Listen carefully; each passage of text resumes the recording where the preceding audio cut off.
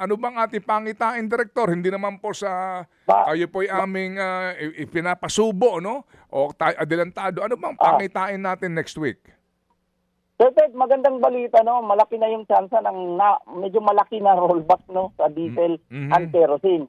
Ang gasolina lang ho natin, yun ho yung medyo may movement na pa-increase, pero hindi naman ganong kalaki.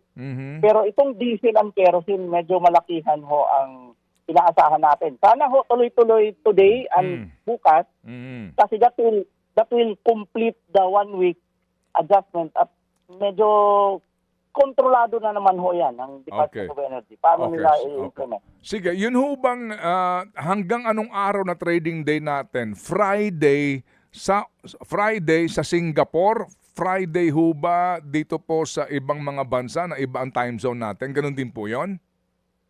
Well, dahil halos kapareho tayo ni Singapore, ang final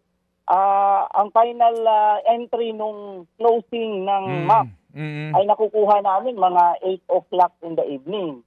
On a daily basis yan. So, Friday on evening, meron na ho, nagsisimula na ho kaming magkumpleto ng input doon sa numbers. Then Saturday, kinukompute na ho namin. Okay, sige. So, ngayon, Direktor, ano po, kayo ho sa DOE, ikaw mismo na Direktor at pinuno ng Oil Industry Management Bureau, kayo ngayon ang nagko-compute at nagdedesisyon. Ikaw, ika nga, nasa iyo ang bit. Well, nasa opisina ko ho. So may mga staff po nagtutulong-tulong at kinocompute ho namin. Pero galing ho sa opisina namin yung computation.